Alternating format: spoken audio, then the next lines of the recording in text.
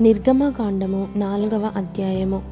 అందుకు మోషే, చిత్తగించుము, వారు నన్ను నమ్మరు, నా మాట వినరు, యెహోవా నీకు ప్రత్యక్షము కాలేదందురు అని ఉత్తరమియ్యగా, యెహోవా నీ చేతిలోనిది ఏమిటి అని అతనిని అడిగెను.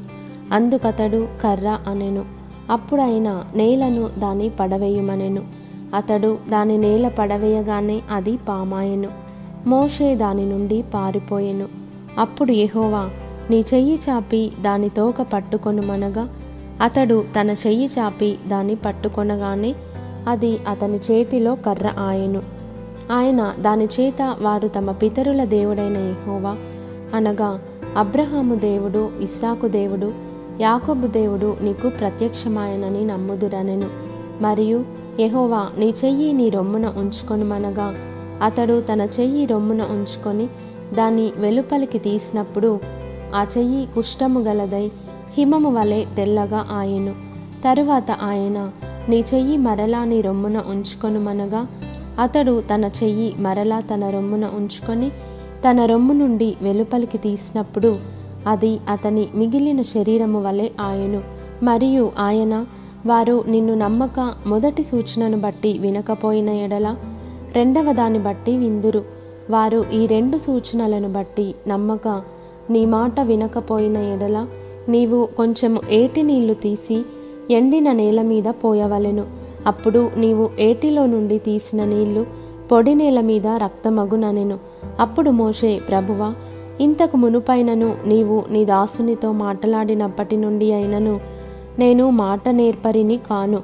నేను నోటి మాంద్యము నాలుక మాంద్యము గలవాడనని యెహోవాతో చెప్పగా, యెహోవా, మానవునకు నోరిచ్చినవాడు ఎవడు? మూగవానినే గాని, చెవిటివానినే గాని, దృష్టిగల వానినే గాని, గ్రుడ్డివానినే గాని పుట్టించిన వాడెవడు? యెహోవానైన నేనే గదా. కాబట్టి వెళ్ళుము, నేను నీ నోటికి తోడయుండి నీవు ఏమి పలుకవలసినది నీకు బోధించెదనని అతనితో చెప్పెను. అందుకతడు, అయ్యో ప్రభువా, నీవు పంపతలంచిన వానినే పంపుమనగా, ఆయన మోషే మీద కోపపడి, లేవీయుడగు నీ అన్నయైన అహరోను లేడా?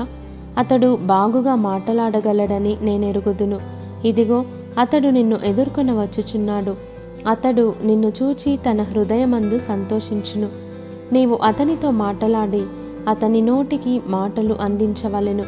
నేను నీ నోటికి అతని నోటికి తోడయుండి మీరు చేయవలసిన దానిని మీకు బోధించెదను. అతడే నీకు బదులు జనులతో మాటలాడును. అతడే నీకు నోరుగా నుండును. నీవు అతనికి దేవుడవుగా ఉందువు. ఈ కర్రను చేత పట్టుకొని దానితో ఆ సూచక క్రియలు చేయవలెనని చెప్పెను. అటు తరువాత మోషే బయలుదేరి తన మామయ్యైన ఇత్రో యొద్దకు తిరిగి వెళ్ళి, సెలవైన ఎడల నేను ఐగుప్తులోనున్న నా బంధువుల యొద్దకు మరలా పోయి వారింకా సజీవులయ్యున్నారేమో చూచెదనని అతనితో చెప్పగా, ఇత్రో క్షేమముగా వెళ్ళుమని మోషేతో అనెను.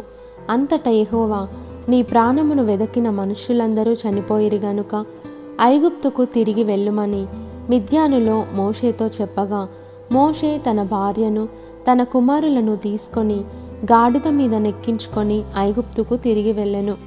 మోషే దేవుని కర్రను తన చేత పట్టుకొని పోయెను.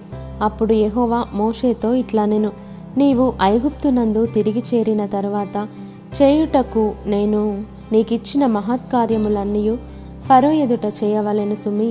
అయితే నేను అతని హృదయమును కఠినపరచెదను, అతడు ఈ జనులను పోనీయడు.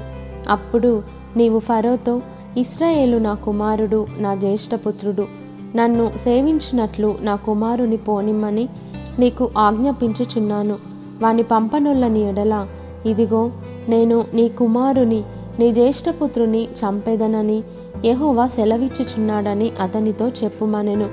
అతడు పోవు మార్గమున సత్రములో యెహోవా అతనిని ఎదుర్కొని అతని చంపచూడగా, సిప్పోరా వాడిగల రాయి తీసుకొని తన కుమారునికి సున్నతి చేసి అతని పాదముల యొద్ద అది పడవేసి, నిజముగా నీవు నాకు రక్త సంబంధమైన పెనివిటివైతివనెను.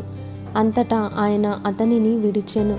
అప్పుడు ఆమె, ఈ సున్నతిని బట్టి నీవు నాకు రక్త సంబంధమైన పెనిమిటివైతివనెను.